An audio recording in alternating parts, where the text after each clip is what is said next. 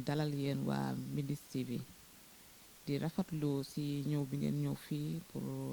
waxtaan ak ñun ci sunu liggéey ndax seetlu nañ ne sax li ci bari nit ñi ñooy jóg dem fekki rajo wala ñu fekki télé pour wax ak ñoom man maa ngi tudd Oumou Khayri Dabo di éducatrice spécialisée ñu indi ma fii ma jiite service bi coordonnatrice régionale AEMO Fatick. su ma waxee AEMO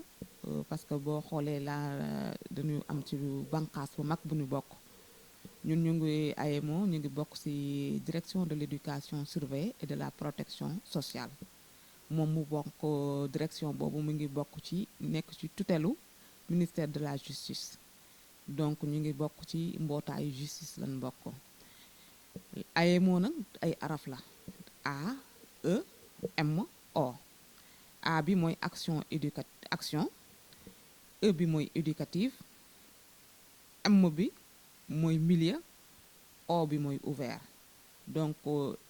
muy li nga xam ne moom mooy service bi nga xam ne des services décentralisés bu direction de l'éducation surveillée et de la protection sociale mu ko ak ñu tuddee ko action éducative et de la protection sociale en milieu ouvert ñu tënk ko ci ñeenti araf yooyu AEMO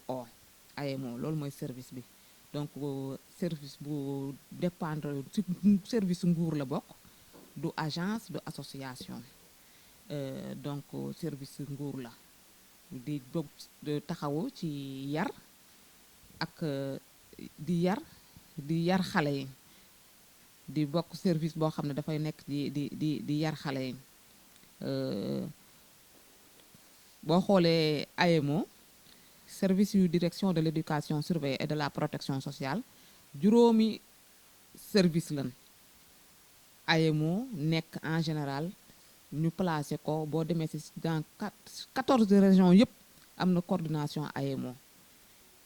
am na ci région yoo xam ne yu mel région yu mag yi yu mel na Dakar Thiès Diourbel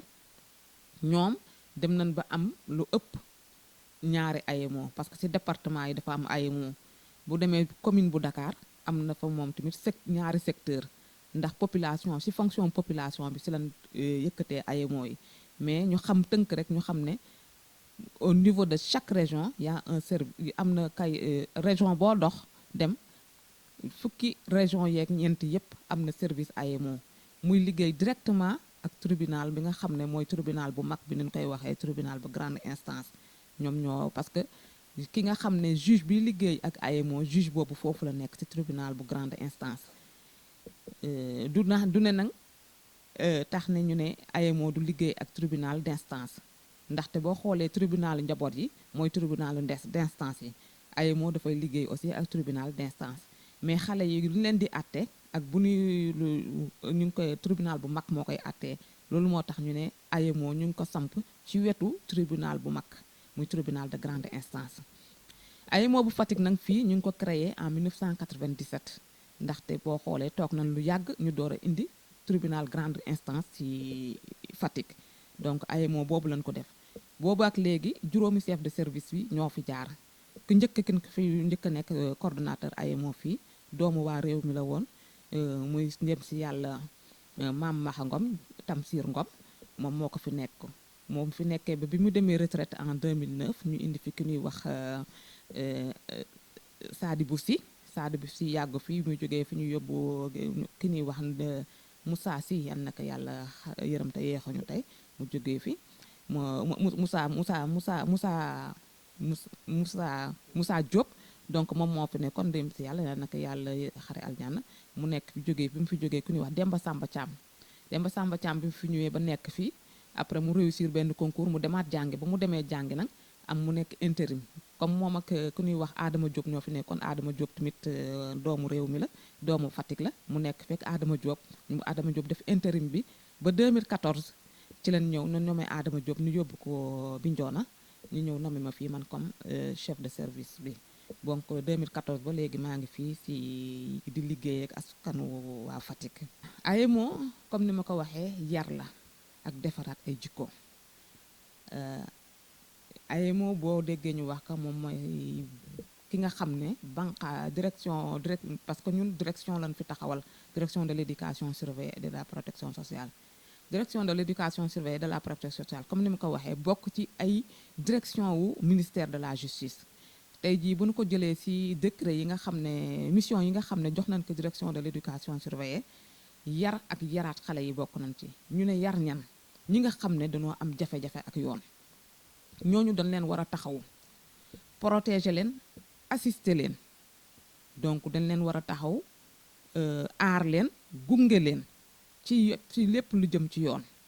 ba nga xam ne bu ñu demee ci jafe-jafe yi nga xam ne comme ni ñu ko waxee, ndax xale comme fekkee ne xale mënut a tooñ yoon ndaxte dafa xamul moo tax bu ñu defee na nga xam ne dafa dëppoowul ak yoon, te comme nul n'est censé ignorer la loi, ak ñëpp ñoo yem àtte ci kanamu yoon, ñu ne kon donc xale yooyu il faut ñu taxawu leen ci kanamu juge bi, mun a waxtaan ak juge bi, xamal ko ci xale bi ñu dale ko sa yar ba ca yorin ba ni ko waajur yoree, ndax waajur yi ñoom ñoo nekk, ndax dañ koo dénkaane ndax dénkaane wun loolu yëpp ñu saytu ko. buñ ko saytoo ñu mun a war a expliquer mu war a wax juge bi wax ko ne kan kat lii kat bu fekkente ne xale bi ci condition yi la juddoo, ci lii mooy ay fréquentation, ci lii mooy ay yaram, lu mel nii war na ko mun a dal, donc xale bi war nañ ko mun a may ko mun a moo ko mayee chance mu mun a delluwaat ci ay waajuram, wala ñu mun kat yóbbu ci benn béréb mu defaraat jikkoom. loolu mooy taxawaayu AEMO ci kanamu xale juge bi, ci kanamu tribunal, ci pour xale yooyu nga xam ne ñu ne dañoo tooñ yoon. beneen xale yi mooy xale yi nga xam ne dañu leenu tooñ, wala xale yi mooy lu ñu ni wax les enfants victimes, nga xam ne dañ leen seeni àq ak seen yelleef fenn dañ koo jalgati. donc AEMO daf leen war a assister, taxawu leen ba seen loolu ñoonu seen droit ñu delloo leen ko. ak xale yi nga xam ne ñu ne ñi kat boo moytuwul dinañ jàdd yoon, ñi ngi ci yoon bi, ñi ngi wàcc, ñi ngi kaw a yaa wàcc yoon wi, donc bala ñuy wàcc yoon wi ñu ne xale yooyu kat dañ leen war a kii. donc ñooñu muy 3 profils de xale yooyu nga xam ne moom lañ war a jël. xale yooyu nag li ñu koy waxee xale lañ wax, droit bi ne mineur, parce que boo demee ci texte yi mineur lañ wax. boo ñëwee nag comme mineur mooy ñun ko méngale mooy ki nga xam ne amagul 18 ans, donc moo tax ñu ne xale. comme l'enfant aussi ni ko ci convention yi waxee mooy ki nga xam ne amagul 18 ans, donc ñu ne donc kooku mooy mineur, kooku mooy xale. donc xale boobu nag ñu ne dafay nekk donc 0 ba 18 ans, ndax majorité mu mooy 18 ans. ak ñu ne ñan ñu ne loolu mënuñoo yem foofu rek, ndax tey boo xoolee xale buy jàng école, boo xoolee ku nekk di fayee ko allocation familiale, sa doom buy jàng école ngay produire certificat de scolarité, dañu koy continuer di koy jël en charge ba mu am 21 ans. looloo tax ñu ne donc dañ koy jàppale xale yi de 0 à 18 ans, ak timit les jeunes majeurs yi, donc mooy 18 ans ba 21 ans. ñooñu mooy suñuy cible, xale yi nga xam ne danoo wàcc yoon, ak xale yi nga xam ne dañu leen bunduxatal, danoo seen yoon dañ ko jalgati, seen i ak seen yelleef dañ ko jalgati, ak xale yi nga xam ne kat boo moytuwul ñu wàcc yoon. ñooñu nga xam ne environnement ba peut-être c'est pas stable, waajur ya nekkuñu fa, wala même bu fekkee ne jëmb jàng fa, taxawu ba sa war defuñu ko ci njaboot bi. donc muy des enfants en danger, des enfants victimes ak les enfants en conflit avec la loi, ñooñu ñooy cible AEMO. ñooñu ñooy cible AEMO mooy les enfants ñi nga xam ne peut-être dañu nekk hors la loi, wala ñi nga xam ne dañu nekk des enfants victimes. mais ñooñu noonu bu fekkee yéen da ngeen leen taxaw, ndax du nekk saafara suy jur jàngaro? ndaxte suba di nga gis benn xale boo xam ne day wax ne man mii de su ma tooñee wala bu ma jalgatee wala bu ma defee leneen AEMO dinañ ma taxaw. ndax loolu tamit xalaat ngeen ci ba am ci kii, ndax du ngeen ci am problème? loolu dima ci sawar a tontu, lu tax ma di ci sawar a tontu mooy lu ci bari da ngay taxaw nga tourné ñu ne la kele mooy avocat wu xale yi. damay am di wax toujours ne duma avocat wu xale yi, peut-être dinaa taxawu xale yi waaye duma avocat wu xale yi. bañ nag su fekkoon doon nañ avocat wu xale yi, su xale yi defee dara suñu demee tribunal ñun ñooy jël robe bi di leen défendre, waaye déedéet ñun dañu nekk pour éclairer juge bi ci situation wu xale bi, mais aussi jàppale famille bi ak xale bi ba mu ñu mën a dellu lanu defoon duñ ko defati. récidive boobu dañ koy bañ. boo xoolee structure DSPS yi bu njëkk dañ daan wax ay kaw mi, boo xoolee avec le temps si lan changé boo demee Dakar kaw mi boo xoolee kaw mi mag yëpp Dakar lan nekkoon kaw mi 1 kaw mi 2 après nga ñëw Nianing mu nekkoon centre de sauvegarde foo nga xam ne les grands caïds foofu dañ leen fa daan yóbbu di leen fay yaree mais bi ñu demee fonctionnement wu centre yooyu dafa meloon ne fonctionnement wu prison ñu gis ne la répression fajul donc il fallait ñu changer politique de prise en charge ci leen génn nag yeneen centre muy centre d'adaptation sociale yi muy centre polyvalent yi nga xam ne xale bu fa demee dafay jàng métier yu bari mais tamit di permettre éducateur bi nga xam ne moo fa nekk muy xoolaat xale bi di xool nu muy comporté wee muy redresser comportement bi donc defe naa donc bu ñu fekkente ne dañuy taxawu parents yi pour redresser comportement bi di ñëw di weccee ak xalaat positivement et objectivement ak xale bi ak parent bi parce que bu ñu fàtte ne collaboration la parce que bu fekkente ne xale bi dafay nekk ci biir njaboot ji ayemoo di fa fekk xale ba di wax ak waajur bi di wax ak xale bi di wax ak ñi nga xam ne ñëpp ñu ngi tourner autour de l'enfant moo xam waa maîtresse ba koy jàngal moo xam dëkkandoo ya kon defe naa foofu xale bi warul mun a am fu muy defatee neneen nakasatul noonu warul amul lenn lu ko war a mun a encourager ba mu def nakasatul noonu bu fenn yenn saay boo gisee bu amee problème rek c'est parce que collaboration bi dafa am fu ñu ko biaisé collaboration franche amul bu fekkee ne parent bi am na lu muy nëbb ci comportement wu xale bi bu fekkente ne xale bi am na ay réticence aussi des fois parce que ça arrive par rapport ak accompagnement psychosocial bi ko AEMO di ko apporter foofu des fois dafa foofu ñu mën a waxee mën na am des risques récidive donc xale bi mën na lu mu ko doon toppee mu dolliwaat ko te boobu noonu AEMO dafay changer stratégie parce que de li texte yi wax dañ ne ay xale bi bu defee dara juge bi mën na ko dénk AEMO wala beneen structure boo xam ne mi ngi topp ci ak yelleefu xale ñu ne nag loolu noonu mesure bu ñuy jëlanda ngum la bu fekkente ne loolu doxul juge bi mën na ñëwaat ci décision ba mu njëkkoon jëlaat beneen décision boo xam ne moo gën a diis loolu ku dem ci code de la famille code de procédure pénale fi ñuy waxee ci affaire mineurs yi boobu demee di nga ko fa fekk condition yi ñuy dencee xale yi ak condition yu ñu koy di mettre en AEMO ak condition yu ñuy revenir ci façon bi ñu ko garder yooyu yëpp boo demee mu nga ci code de procédure pénale bi loolu ay statistique la te statistique bu koy wax da ngay bañ a juum su ma juumulee su ma biir kii bu mu mujj a def prise en charge état prise en charge bu ñu mujjee def ci mois de janvier bi ñu kii fin janvier parce que toujours à la fin du mois lañ koy def donc bu ñu xoolee xale yi nga xam ne tey ñu ngi su parce que tamit am na xale yuy ñëw am na xale yuy jaar ci AEMO mais du ñëpp la ñu dénk AEMO am na ñuy jaar tribunal mais du ñëpp lañu dénk AEMO tey ñi nga xam ne ñoo am dossier complet mooy ñi nga xam ne dañoo dem tribunal yoon dénk ñu leen ñu am kayit mu am ordonnance de garde provisoire wala xale yi nga xam ne dañ leen a àtte ba sa décision ba ci bi ñu prononcé sur le fond ñu ne xale yi dénk nañ leen seeni waajur wante ci kaw supervision AEMO xale yooyu ñu nu tëddee nii la mu nga xale yi nga xam ne ñoom la ñuy woowee enfant en conflit avec la loi yi nga xam ne dañoo am kayit ñooñu ñu ngi toll ci fukk ak ñaar ak benn ñu ngi toll ñu ngi toll ci juróom-ñeent ñu ngi toll ci juróom-ñeent xale yi nga xam ne ñoo tooñ ñu ngi toll ci juróom-ñeent ñu ngi toll ci fukk juróom-ñeenti góor ak benn jigéen juróom-ñeenti góor ak benn jigéen ñooñu nag ci liñ leen di toppee façon bu nekk am na ci ñoo xam ne dañ ne dañoo jël yëfi jàmbur am na ñoo xam ne dañ ne dañoo def homicide involontaire donc ñu war leen accompagner psychosocialement ñu war a am dalalaat seen xel ba ñu dellu si am na si ñoo xam ne dañoo dal ci kaw nit moom naa mën a wax daal parce que mooy atteinte aux personnes loolu am na comme par exemple nga bëgg a faagaagal nit wala yooyu loolu mooy atteinte wala nga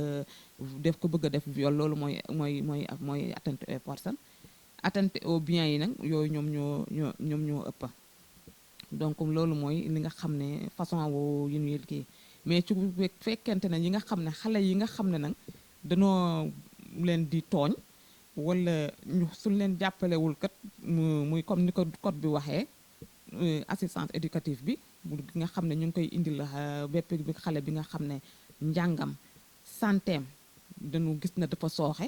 wala yar bi dafa sooxe ñu ne ñooñu noonu ñu ngi toll ci 12 xale yu góor ak 23 xale yu jigéen donc mu nekk boo ko boole mu nekk fanweer ak juróom benn xale fanweer ak juróomu xale yoo xam ne ñu ngi nekk en danger yooyu la ñuy suivre mais si loolu am na des dossiers en instance yoo nga xam ne il faut nga def enquête sociale boo ko defee enquête sociale bi pare ngeen dem yóbbu dem si juge bi taxaw si kanamu juge bi yooyu mineur ñu ngi nekk ci juróom benn dossier la muy ñaari góor ak ñeenti jigéen ci yooyu lan nekk lu ci weesoo loolu tamit am na ñoo xam ne dañuy ñëw bu ñu ñëwee bu ñu xoolee dañ leen di orienté parce que des fois tamit day nekk ne du suñu cible donc ñooñu ñu ngi toll ci ñeenti dossier ci weer bi ñu génn loolu mooy li nga xam ne moom à part aussi xale yi nga xam ne dénk nañ leen am na xale yoo xam ne provisoirement le temps ñu àtte leen wala ñi nga xam ne dañ leen xasoon jugé ba pare condamné leen à une peine ñu leen di dem di fekk mag ba di waxtaan ak ñoom chaque jeudi ak lundi déglu leen bu waree ñu def recherche d'adresse bi ñu def recherche d'adresse ba retrouver les parents pour que parents yi mën a ñëw taxaw ak tamit ñu ñëw xool ak parents yi échanger ak parents yi xool ban def seen projet éducatif ak préparer aussi ñooñu bu ñu taxawee ci kanamu juge bi ñu xool ban taxawu lañ leen war a taxawee xale yooyu tey ñu nekk ci biir ñu nekk prison actuellement ñooñu am na ñett ñu nga xam ne dañ leen def détention provisoire am na ñoo xam ne tey ñi nga xam ne dañ leen condamné tey ñu ngi ci 5 ñoo xam ne jugé nañ leen ba tëj leen moo xam bu gën a tuur ba ton mun na nekk ñetti weer mun na nekk weer mun na nekk at donc ñooñu dañuy dem fekk leen ci mag ba di wax ak ñoom di waxtaan ak ñoom dellu si seeg ñoom ba ñoom tamit ñu kii parce que bu ñu leen dencee condamné denc leen ci mag ba ñu purger seen peine bu ñu génnee mun nañu dem génn rek dem dellu seen i parents sans ñu am un accompagnement de l'AEMO moo tax ñuy dellu foofu di waxtaan ak ñoom li gën a tax aussi ñuy dellu foofu ci mag ba di waxtaan ak ñoom foofu bokk na ci parce que mag bi peut-être tey ñu ngi nekk di construire ñu ngi jëm ci projet pour réfectionner benn bâtiment ba bi nekkoon moo xam nekkoon fi nekkoon prison des quartier des femmes moom lañ bëgg a réformer def ko quartier des mineurs mais ba fi ma leen di wax ni travaux yooyu pareegul donc benn cellule ci biir prison bi foofu lañ boole foofu lañ denc xale yi te ñoom foofu dañuy côtoyer adulte ya donc mu nekk risque boo xam ne gën a tax ne suñu présence ci xale yooyu di dem prison ñu leen di wax di delloo ci seeni xel parce que bu leen fàtte ne ñooñu bu ñu nekkee di côtoyer foofu xale yi mag yi bu ñu côtoyer xale yi noonu ñu nekk jegante boobu ñu jegante mag yi puisque ñoom des fois seen séjour du fa yàgg bu ñu génnee mun nañu nekk relais di def continue xam mag yi mun nañu exploiter ba nga xam ne bu ñu génnee dañuy nekk seeni relais ci biti loolu moo tax taxawaay boobu mu ñu du koy def ci biir duñ peut-être ci jafe-jafe bi nag comme amul carré mineur jafe-jafe am na ci accompagnement bi ñu leen di def donc loolu mooy cible yi nga xam ne actuellement effectif bi nga xam ne ñu ngi koy yore au niveau de l'AEMO. déjà leer na génneel nga ñu lim bi nga xam ne ci la xale yi toll génneel nga ñu aussi fi nga xam ne moom lañ leen di dénk kooku bëggoon naa la ko laaj ndax dañ leen di dénk yéen ngeen yore leen fii ci kër gi wala dafa leen amal seen kër bopp nee nga dañ leen di yóbbu ci ñii dañ leen di yóbbu seen delloo seen i kër yéen ngeen di leen suivre ñii dafa am dañ leen di yóbbu ci prison bi ñi nga xam ne nag ñoom ñoo nekk ci prison bi foofu laa bëggoon a ñëw ndax ñooñu dafa am ay bés yoo xam ne dañ leen jagleel pour yéen ngeen di leen seeti wala seen njaboot di leen seeti wala ñooñu buñ leen bëggee seeti il faut que seen njaboot jaar ci yéen ngeen ànd ak ñoom dem seeti ñooñu wala loolu nu muy demee bés boo xam ne wala ay bés yoo xam ne yii nii mooy moom la ñuy tubaab di tuddee jour de visite kooku naka ngeen koy taxawale. merci ma dellu si may répondre à la question pour xale yi ma dellu que ñu ne action éducative en milieu ouvert c'est le milieu ouvert c'est pas le milieu fermé alors que boo xoolee la prison c'est un milieu fermé donc faveur boo xam ne may nañ ko xale état du Sénégal jàppale li ko préoccupé muy jàppale xale protéger xaleem nga xam ne depuis mi ngi ci politique yi mu ratifier ay convention créer direction yoo xam ne yemul ci direction de l'éducation surveillée ndax boo xoolee ministère de la famille ak le centre Gindi ci yooyu la ñuy yëngatu tey mu dem dans sa politique de protection état du Sénégal pour méngoo ak lu ratifié convention yooyu foofu mu ratifié loolu moo tax mu permettre AEMO muy mën a dem ci biir prison ya ñu moo tax tamit les services techniques yi nga xam ne ñu ngi exécuter sa politique mën a permettre AEMO ñu permet dafa sensibiliser mais sinon dañuy wax AEMO ci milieu ouvert c'est la famille ce sont les espaces xale yi nga xam ne xale bi nga koy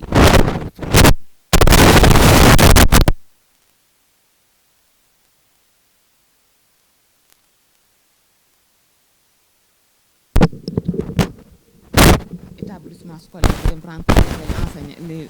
enseignants bi xam xale bi nu mu comporté wee classe donc loolu mooy le milieu ouvert moo tax ba bu ñu gisee ne xale bi kat dañ ko war a placer dans un centre de rééducation ay moom mooy def enquête bi saytu ko def projet éducatif bi ñu yóbbu ko dans un centre de rééducation boo xam ne du nekk prison moo tax tamit toujours boo demee ci centre yooyu dañuy rappeler xale yi ne leen fii du prison dañuy rappeler parents yi ne leen fii du prison bérébu yarukaay la donc AEMO nag moo tax AEMO du disposer foo xam ne espace boo xam ne dañ fay garder ay xale moom day dem di fekki xale yi sa béréb seen lieu naturel de vie bi fi nga xam ne fa la ñuy yeewoo fa nga xam ne fa la ñuy fanaan di fa yeewoo di fa ndékkee di fa añee di fa reeree foofu la ñuy dem fekki xale bi di waxtaan ak moom muy le milieu ouvert par rapport ak visite yi nga wax noonu visite yi c'est organisé comme ni ma ko waxee ñun ñëpp benn texte moo ñu tënk benn code moo ñu tënk muy mag mi muy xale mi c'est que xale bi nag dañ ci xaw a def tuuti wàññi may ko tuuti mais si pour politique d'organisation wu maison d'arrêt am na jour yoo xam ne ñoom la ñu bind ne moom la ñu jagleel nit ñi parents yi ñiy ñëw di def visite parce que tamit c'est un peu délicat nga ñëw di jël nit ñi di dugg comme n'importe quoi loo gis dafay am organisation loolu moo tax ñoom ñu organiser wu de sorte que d'habitude l'AEMO jeudi bi lañ ko jagleel jeudi bi nag bu ko neexee mu ñëw le matin bu ko neexee mu ñëw après-midi bi def kii bi mais ñun bi ñu ñëwee toog ñu ne jeudi bi est-ce que jeudi bi rek doy na parce que lu ci bari audience bi vendredi lay nekk su fekkente ne da nga ñëw ba dernier jeudi bi nga dem seet dugg prison nga seet mën nga fa dem fekk xale bu bees le temps ngay def recherche d'adresse boobu moo moytul da ngeen dem audience ñu renvoyer dossier bi te doo xam sax doo am des éléments ci dossier xale boobu parce que bu ñuy déférer des fois AEMO duñu ko informer ne ko déférer nañ tel xale donc loolu diggante ba day xat ci kaw loolu AEMO dafa dem waxtaan ak directeur ba bi mu waxtaanee directeur ba mooy ko beneen jour ne que mën ngeen ñëw jeudi mën ngeen ñëw à part le jeudi mën ngeen di ñëw lundi xool xale yi pour rek dans le but de mieux faire de mieux accompagner ces enfants là pour ñu gën a mën a wopp sax ñaax parents yi gën a mën a préparer dossier xale yi gën a mën see yee juge bi di wax ci ak procureur aussi donc ñi nga xam ne ñoo seq dossier bi dossier xale bi bu ñu demee tribunal ñu mën leen ci gën a yee ba nga xam ne mën a yéeg ñu mën a xam ban mesure lañ war a mën a proposer bu ñu demee ci audience pour taxawu xale bi mais par rapport aux parents il y a des jours de visite bi donc day nekk mardi la ak vendredi loolu moo tax AEMO kenn joxu ko mardi kenn joxu ko vendredi parce que bu dañuy rek bu ñu demee bu parents yi ñëwee ak moo xam parent wu adulte comme parent mineur ñu ñëw foofu dafay béréb bi dafay xat boobu moytu li ñun lan fa bëgg a liggéey duñ ko liggéey looloo tax ñun ñu jagleel ñu ñaari bés yooyu parents yi aussi ñu jox leen ñeneen bés yee parce que yeneen yi tamit ñoom am na loo xam ne bëgg nañ ko def di ko def ci waxtu yooyu ci biir yeneen jours yi loolu la nga xam ne moom nga ñu jox ci bés yi waaye nag fi mu toll nii loolu tamit bu fekkee am na ndax yéen a ngi yëgal population bi seen liggéey li nga xam ne yéen loolu ngeen di liggéey ndax yéen a ngeen di sensibiliser nekkul koo xam ne rek doomam mu ngi fi wala mbokkam mu ngi fi rek ñoom ñoo war a xam li AEMO di liggéey ndax ñeneen ñi nga xam ne ay doom aadama lañ nekk ci dëkk bi ñoom ñu ngi yëg yéen li ngeen di liggéey wala fu ngeen toll ci loolu pour mën leen a yëgalaat balaa ëllëg ak si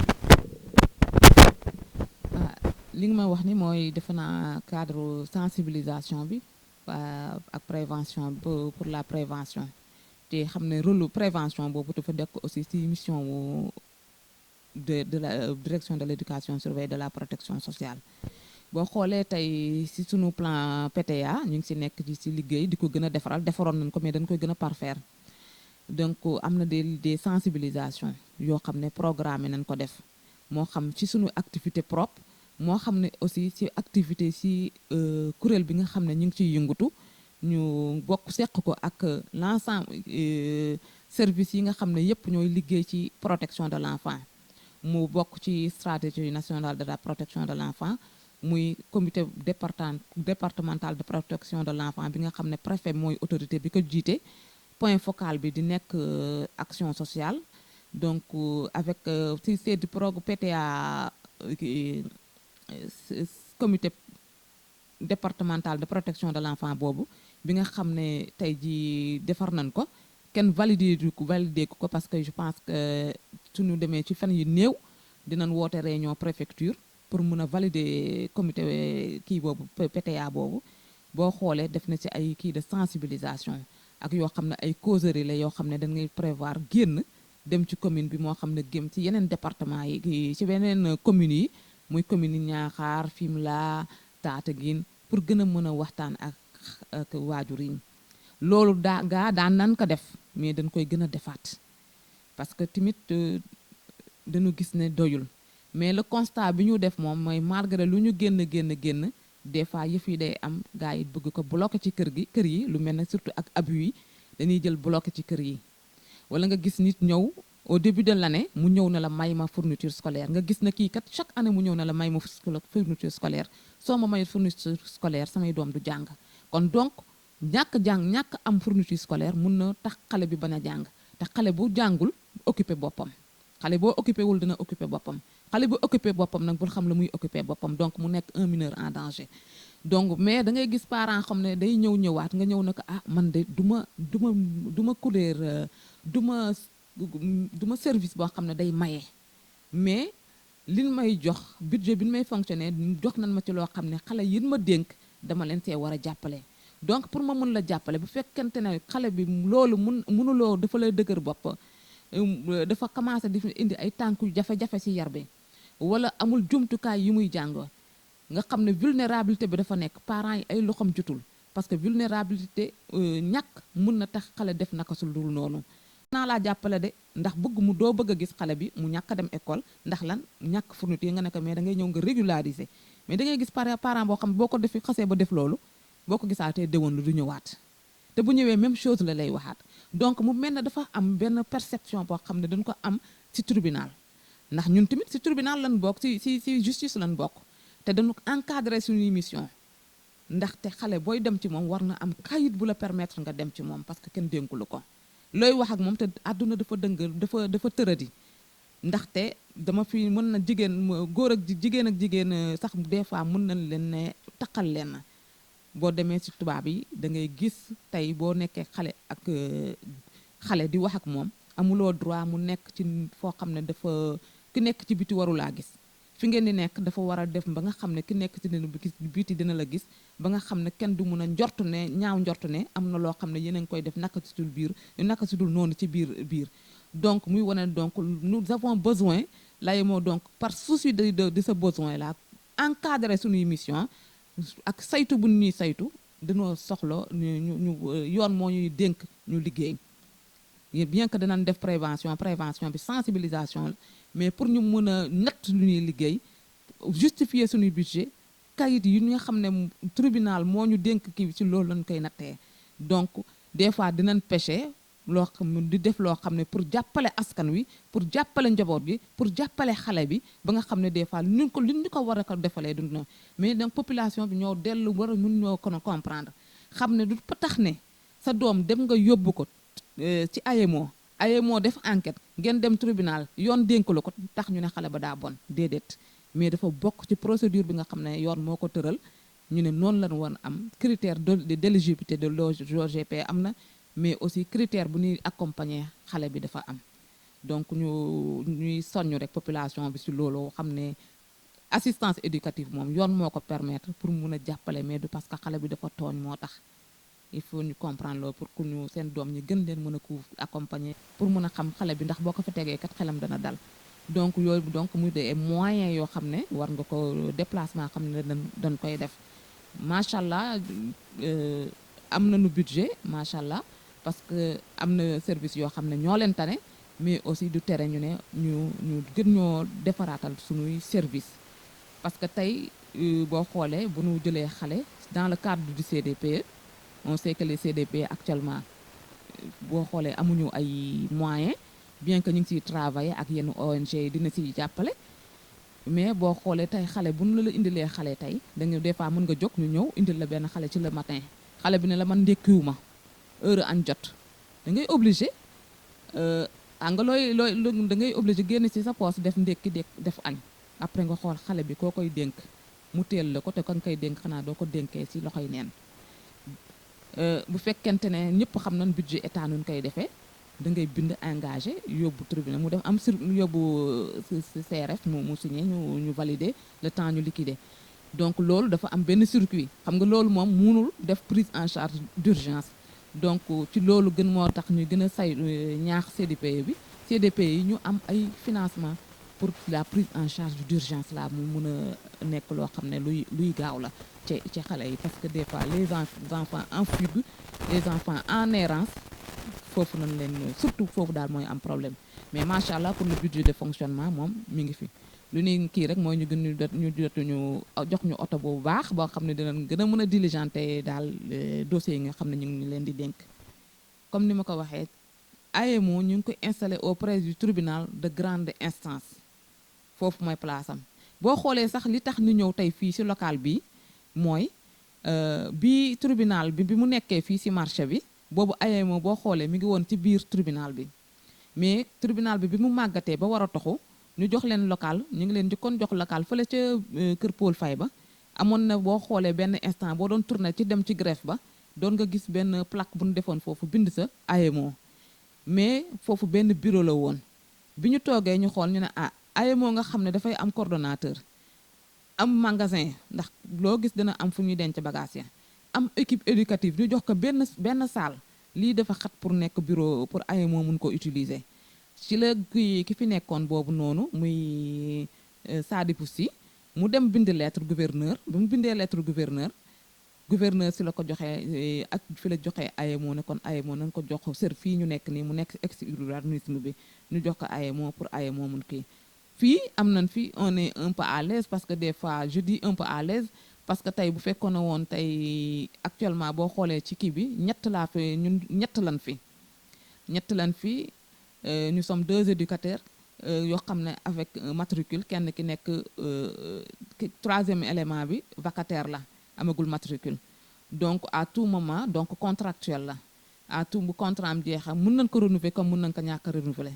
mais bu ñu indiloon tey beneen 3e wala 2 éléments pour ñu mën a jël suñu liggéey en charge danañ am problème des fois pour mën a nekk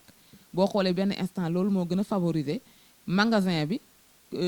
njot ko jël exploité ko parce que comme comptable matière bi moom mooy éducateur la mu ne man mën naa jël magasin bi su ma ko jëlee mu aménager def fa sama bureau donc ce qui fait que am na beneen bureau ba dinañ fa mën a teg yeneen ñaari éducateur donc ci compréhension comptable matière bi la moom mi nangu jël magasin bi aménager def fa bureau nekk ak kii ñu aménager ko ba mu baax mais par rapport ak xale yi nga ni nga ko waxee xale yi nga xam ne dañu fàq bu ñu leen indilee surtout xale yi taalibe yi foofu ni ñuy def mooy man damay dem lëkkaloo di sant baax di ci sant aussi ndeyu daara yi présidente ndeyu daara yi ma koy sant soxna Astu Ba parce que surtout saa yu ma amee taalibe bu fàq ñu ne taalibe fàq na taalibe laa wax nag taalibe bu fàq ñu ne taalibe fàq na je fais tout su ma ko woowee du am benn problème di koy jël su ko jëlee mu yóbbu ko këram moom moo koy sang moom moo koy def lépp ñun ñu def administration bi la ñuy def di ko xool def enquête bi jéem a lëkkaloo def recherche d'adresse parents yi ak association ndey daara yi bu parents yi ñëwee sëriñ daara bi ñëw ñu xool xale bi nun ko delloowee waajur parce que man ci samay principe ñun laa wax d'habitude et mooy recommandation yu ñu jox mënuñu comprendre ñu ne xale dañ ko dóoree ci daara mu fàq ci daara ja mu ñëw ñu ne ko jëlaat ko sëriñ bi ñëw taxaw ñu jëlaat ko tegaat ko ci loxo sëriñ bi loolu defe naa yokk fitnaay xale bi la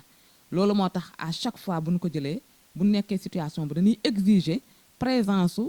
civilement responsable bi mooy waajur yi xale bi waajuru xale bi ñëw parce que bu ñuy delloo du waajuru du sëriñ bi lañ koy delloo mais waajur bi lañ koy delloo waajur ñu ko delloowee nag des fois xale bi du dëkk ci localité bi bu dëkkul ci localité bi dañuy mettre parent bi en rapport avec AEMO fa mu dëkk pour AEMO boobu mun ko jàppale moo xam xale bi bu demee mu mun ko delloo mu jàngi école moo xam mu mun a jàngi métier moo xam mu mun ko delloo alxuraan ca di bërëb ba AEMO topp jàppale ko ca am na parents yuy topp am na parents yu dul topp mais prise en charge bi daal ci nag ci noonu lañ koy defee ndeyu daara yi ñooñu siy jàppale ndeyu daara bu demee mu amul espace bu mu leen denc ci këram des fois day dem waxtaan ak benn daara boo xam ne du ñu yolwaan bu nekk fii ci quartier ci Fatick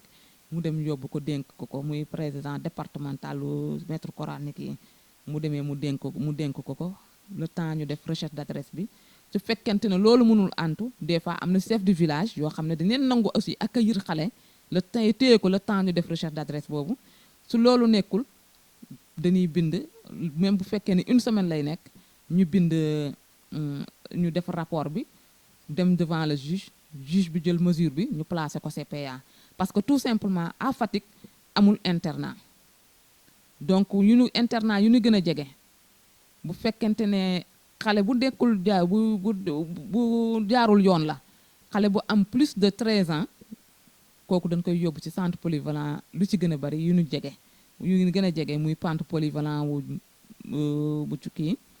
centre polyvalent bu Kaolack centre polyvalent bu Diourbel wala ñu yóbbu centre d'adaptation sociale Nianing foofu day fekk na xale bi dëgër na mais xale yi de moins de kii yooyu CPA moo leen mën a ñëw centre premier accueil bi ni gën a jege nag su ma xoolee defe naa ñett lan ci Sénégal benn baa ngi Ziguinchor benn baa ngi Saint-Louis benn baa ngi Dakar defe naa nag dem Dakar moo gën a yomb foofu la ñuy dem mais aussi boo xoolee centre premier accueil yi dafay am capacité d'accueil bi bu ñu ko atteindre AEMO du mën a tëb dem forcer placer ko fa donc day wut keneen koo xam ne jukkoom may na ko mu mën a téye xale mu dénk ko noonu la ñuy xoolee noonu la ñuy defee cas yooyu noonu lañ leen di taxawoowee. waaw liggéey bi ñu nekk di def nii bon juste pour gën a kii madame Dabo li mu doon expliquer léegi nekk na liggéey bu nga xamante ne am na solo bu nga xamante ne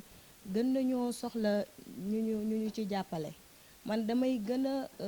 mettre l'accent sur le fait que Fatick amul centre bu nga xamante ne war nañ mën a accueillir xale bi fii xale bu réer parce que des fois même bu dul góor sax des fois moom xale bu jigéen bu réer wala koo xam ne dafa fàq nekk ci mbedd bi donc boo ko yóbbul ci ndeyu daara bi da ngay obligé yóbbu ko ba Dakar te xam naa ne déplacement yeeg yooyu noonu xam nga dafay xaw a metti pour liggéey bi donc loolu nekk na ay jafe-jafe yu nga xamante ne ñu ngi koy jànkoonteel ak oto buñ ko amoon waaw buñ ko amoon doon na gën a yokk kiiwu liggéey bi doon na gën a tax daal suñu liggéey daal du bëri sooxe donc damay ñëwaat tuuti ci kaawu xale yi nga xamante ne moom la ñuy suivre fii comme liñ doon wax sànq xale yi nga xamante ne dañoo nekk en danger nga xamante ne soit seen njàng dafa commencé sooxe seen éducation dafa commencé sooxe wala seen wérgu yaram wala seen sécurité ñooñu la ñuy faral di kii ci assistance éducative donc suñu nee ñooñu noonu fii nii ci Fatick dañuy faral di gis ñetti façon xale